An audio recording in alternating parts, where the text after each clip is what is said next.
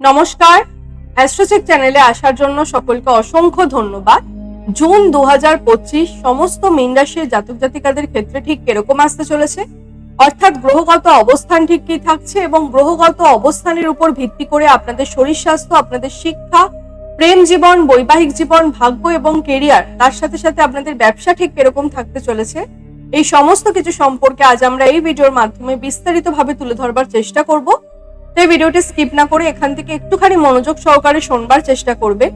আজকের এই আলোচনা চন্দ্র রাশির ভিত্তিতে এবং এটি একটি সার্বিকভাবে আলোচনা, অর্থাৎ আপনাদের নিজস্ব জন্মছকে এর সামান্য ভিন্নতা কিন্তু অবশ্যই পরিলক্ষিত হতে পারে। তো চলুন আলোচনার মূল পর্বে প্রবেশ করা যাক। প্রথমেই আপনাদের একটুখানি গ্রহগত অবস্থান সম্পর্কে জানিয়ে দেবো। আপনাদের রাশির উপরই বিরাজমান থাকছে শনি মহারাজ পুরো মাসটি জুড়ে। আপনাদের সেকেন্ড হাউসে থাকছে শুক্র, থার্ড হাউসে থাকছে রবি এবং বুধ। তবে বুধ আবার 6 জুন ট্রানজিট করে চলে আসবে আপনাদের ফোর্থ হাউস এবং রবি 15 জুন ট্রানজিট করে চলে আসবে আপনাদের ফোর্থ হাউস। দেবগুরু বৃহস্পতি পুরো মাসটি জুড়ে অবস্থান করে থাকছে ফোর্থ হাউসে। মঙ্গল থাকছে পঞ্চমে মাসের প্রথম একটি সপ্তাহে এবং পরবর্তীতে মঙ্গল ট্রানজিট করে চলে আসছে আপনাদের সিক্সথ হাউসে থাকছে কেতু পুরো মাসটি জুড়ে। আপনাদের দ্বাদশে থাকছে রাহু। এই থাকছে পুরো জুন মাসের সাপেক্ষে মীন রাশির মানুষদের গ্রহগত অবস্থান। এবার এর উপর ভিত্তি করে আজ সর্বপ্রথম আলোচনা করব আপনাদের শরীর স্বাস্থ্য। শরীর স্বাস্থ্যের ক্ষেত্রে বলবো আপনাদের ফার্স্ট হাউসের লর্ড হয়ে থাকে দেবগুরু বৃহস্পতি, যে কিনা ফোর্থ হাউসে থাকছে এই পুরো জুন মাস জুড়ে। এবং মঙ্গল কিন্তু 7 জুন আবার ট্রানজিট করে চলে আসবে আপনাদের ষষ্ঠ ঘর, অর্থাৎ রোগ ঋণ শত্রুর ঘরে।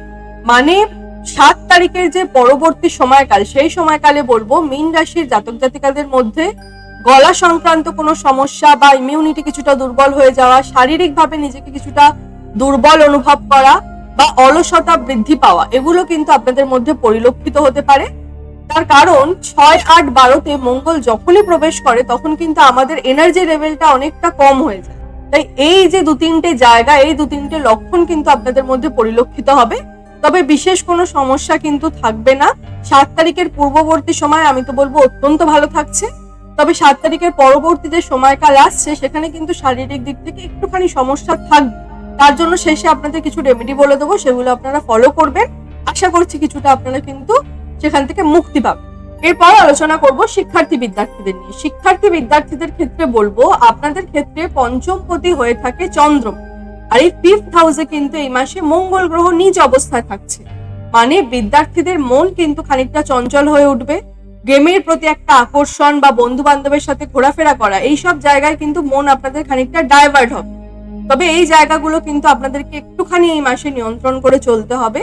কিন্তু মোটের উপর যদি বলা হয়, দেবগুরু বৃহস্পতি, বুধ এবং শুক্র এই 3টি গ্রহ কিন্তু অত্যন্ত ভালো অবস্থানে রয়েছে। মানে কোথাও কোনো অ্যাডমিশন যদি নেওয়ার থাকে বা পড়াশোনার বিষয়ে যদি কোনো রকম কোনো গুরুত্বপূর্ণ ডিসিশন নেওয়ার থাকে, সেক্ষেত্রে কিন্তু এই মাসে আপনারা চাইলেই নিতে পারেন, যথেষ্ট ভালো থাকছে। অর্থাৎ 80 থেকে 85% যদি বলা হয়, শিক্ষার্থী বিদ্যার্থীদের জন্য কিন্তু এই মাস শুভ। এরপর বলবো প্রেম জীবন নিয়ে। প্রেম জীবনের ক্ষেত্রে বলবো প্রেম জীবনটাও কিন্তু দেখা হয়ে থাকে আমাদের ফিফথ হাউস থেকেই। মানে এই ফিফথ হাউসের লর্ড হয়ে থাকে আপনাদের ক্ষেত্রে চন্দ্রমা, যা আমি একটু আগেও বললাম। তাই নর্মালি কিন্তু মীন রাশির ব্যক্তিদের যারা লাইফ পার্টনার হয়ে থাকে বা যারা তাদের সাথে আপনি প্রেমের সম্পর্কে রয়েছেন, আপনার পার্টনার কিন্তু খানিকটা মুডি প্রকৃতির হয়। এই তার মন ভালো, আবার এই তার মন খারাপ, এই জায়গাটা কিন্তু মানে আপস এন্ড ডাউন কিন্তু আপনার পার্টনারের মনের মধ্যে কিন্তু সর্বদা থাকে।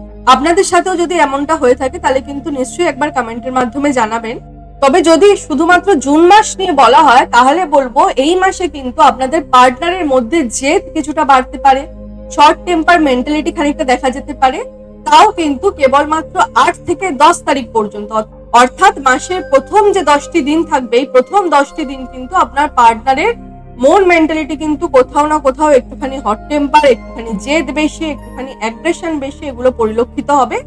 তবে আপনি কিন্তু সেটা যথেষ্ট ভালোভাবে মেনটেন করতে পারবেন, কারণ আপনাদের মধ্যে ম্যাচুরিটি লেভেল বলুন বা আন্ডারস্ট্যান্ডিং লেভেল বলুন, এটা কিন্তু প্রবল মাত্রায় ইনক্রিজ হবে। তার কারণ দেবগুরু বৃহস্পতি আপনাদের কেন্দ্রে চলে এসছে, অর্থাৎ অত্যন্ত ভালোভাবে কিন্তু আপনারা ব্যালেন্স করে চলতে পারবেন। সেই দিক থেকে যদি বলা হয়, লাভ রিলেশন কিন্তু যথেষ্ট ভালো থাকছে, চিন্তার কিন্তু কোনো কারণ নেই। এরপর আলোচনা করব বৈবাহিক জীবনটা নিয়ে।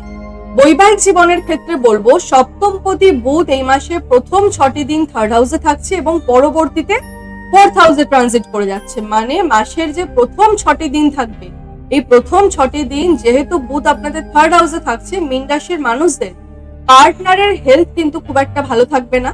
তবে 7 তারিখের পরবর্তী সময় যদি আবার দেখা হয়, তা কিন্তু বৈবাহিক জীবনের ক্ষেত্রে অত্যন্ত ভালো একটা সময়। এই সময়কালে বুধ আপনাদের কেন্দ্রে চলে আসছে, আবার বৃহস্পতির সাথে অবস্থান করে থাকছে, মানে ফ্যামিলি প্ল্যানিং বা ভ্রমণের কোনো প্ল্যানিং, এই সমস্ত জিনিস কিন্তু আপনারা এই জুন মাসে করতেই পারেন এবং এটা কিন্তু আপনাদের করতে দেখাও যেতে পারে। অর্থাৎ 7 তারিখের পরবর্তীতে বলবো ম্যারিড লাইফ নিয়ে কিন্তু বিশেষ কোনো সমস্যা থাকবে না, উল্টে ম্যারিড লাইফ কিন্তু যথেষ্ট ভালো থাকবে। একে অপরের প্রতি ভালোবাসা, একে অপরের প্রতি অ্যাটাচমেন্ট, এই জিনিসগুলো কিন্তু 7 তারিখের পরবর্তী সময়কালে আপনাদের রিলেশনের মধ্যে আপনারা কিন্তু অনুভব করতে পারবেন। মোটের উপর 90 থেকে 95% কিন্তু শুভই থাকছে। এরপর বলবো আপনাদের ভাগ্য নিয়ে, যা নিয়ে কিন্তু বহু মানুষের সব থেকে বেশি প্রশ্ন থেকে থাকে। দেখুন, আপনাদের ক্ষেত্রে কিন্তু ভাগ্যপতি হয় মঙ্গল, যে কিনা 6th হাউসে ট্রানজিট করবে আপনাদের 7th জুন। মানে মীন রাশির মানুষদের ভাগ্য কিন্তু এই মাসে খুব একটা মজবুত থাকছে না।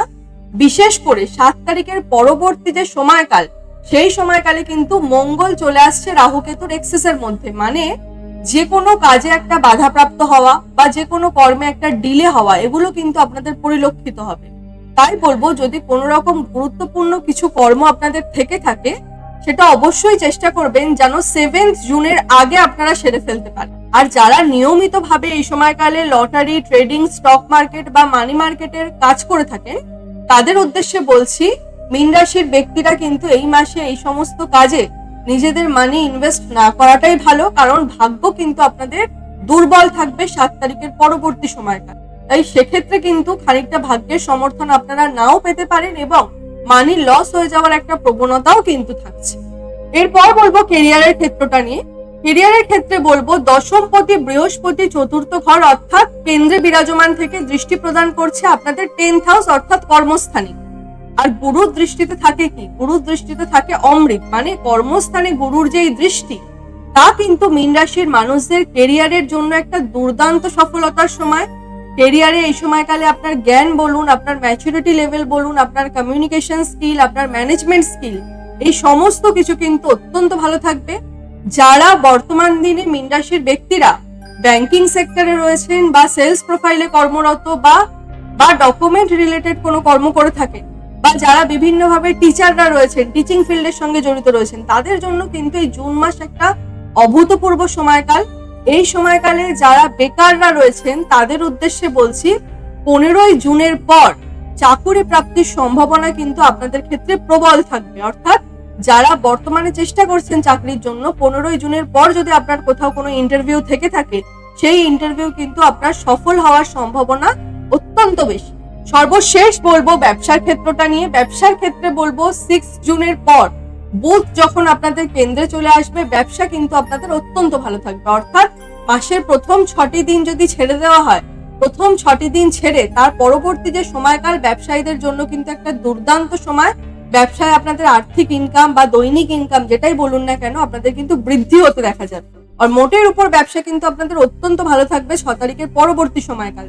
এবার এই পুরো জুন মাস জুড়ে শিক্ষার্থী, বিদ্যার্থী এবং শারীরিক সমস্যার যেগুলো পরিলক্ষিত হবে বা শারীরিক ভাবে যে দুর্বলতাগুলো মীন রাশির জাতক জাতিকাদের মধ্যে আসবে, সেক্ষেত্রে আপনারা কি কি রেমিডিস করলে বেটার থাকবেন সেটা একটুখানি বলে দিচ্ছি। প্রথমত হচ্ছে, আপনারা মঙ্গলের বীজ মন্ত্রটা পাঠ করবেন, ওম ক্রাম ক্রিম ক্রোম সাহা হুমায় নামা।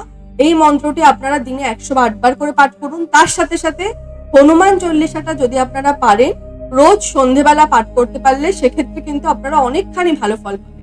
অনুষ্ঠানটি কেমন লাগলো অবশ্যই জানাবেন। লাইক, শেয়ার এবং কমেন্ট করতে একদম ভুলবেন না। আপনাদের একটা কমেন্ট কিন্তু আমাদের জন্য অত্যন্ত গুরুত্বপূর্ণ এবং আপনাদের কমেন্টের মাধ্যমেই কিন্তু আমরা জানতে পারি যে আমাদের অ্যানালাইসিসটা কতটা ঠিক হচ্ছে বা আপনাদের কতটা প্রয়োজনে লাগছে। আর চেষ্টা করবেন ভিডিওটি আপনার পরিবার পরিজনের মধ্যে শেয়ার করে দিতে। সকলে সুস্থ থাকবেন, ভালো থাকবেন, সকলের মনস্কামনা পূর্ণ হোক এই আশা রাখি। ধন্যবাদ।